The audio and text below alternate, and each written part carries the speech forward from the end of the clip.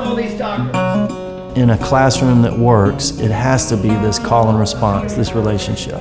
If it's like an ATM where I'm just feeding them things to memorize, I don't think that goes anywhere. Man lives on more than just memorization tables. You know, you gotta have something that feeds, I think, right here a little bit more. At the core of this is this co-creation, where a classroom is not tyrannical, but more democratic. And clearly I got more power and I understand and see more and have experience and age and things like that. But if I'm not meeting their needs, I don't mean like we want to drink Dr. Pepper and put our feet up. I mean, what do they need as young men in this world, 21st century? What do they need?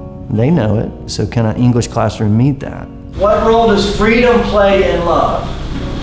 If I ask you, think of somebody in your head that loves you, do they keep you tied down or do they help you find freedom? We talk a lot about not being a zombie. The freshmen especially, we talk about this. We've read zombie novels where you fall asleep. Zombie's like symbolic of like this half dead, half alive. We go through life where we're zombie-like and you gotta wake up. And the class is about waking up. What do you need to wake up to? We got two questions. One is where's God? We've looked at this.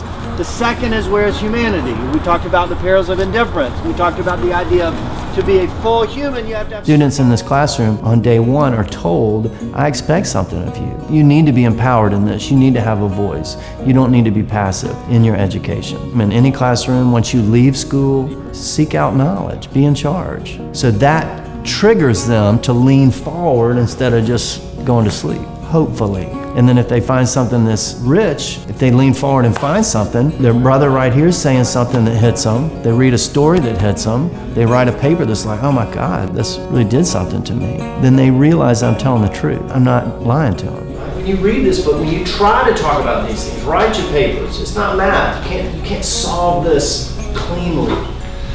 But you're willing to get in the game. You're willing to stop being passively afraid on the sidelines, man. That's why I'm proud of you. That's why I was clapping. Some of the most powerful writing that I've read comes out of these young men. When they really begin to trust the class, when they begin to trust writing as a transformative experience, their papers can be really powerful. We talk about how suffering can be transformative and redemptive, how our wounds, if seen through the spiritual lens, can become our blessings, our greatest strengths. But you gotta walk that road. That doesn't just happen. We talk about boxes. Nobody likes to be in a box. So how do we find a little freedom? How do we get breathing room? We write about that. We write about love. What's the American dream? What's it mean to be happy? How do we find freedom?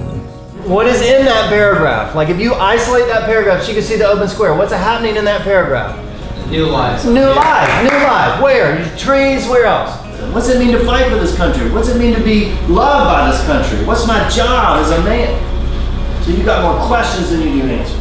The whole world's trying to make it into somebody else, somebody different. And so maybe in an English class, maybe in this English class, they find a little bit out who they are.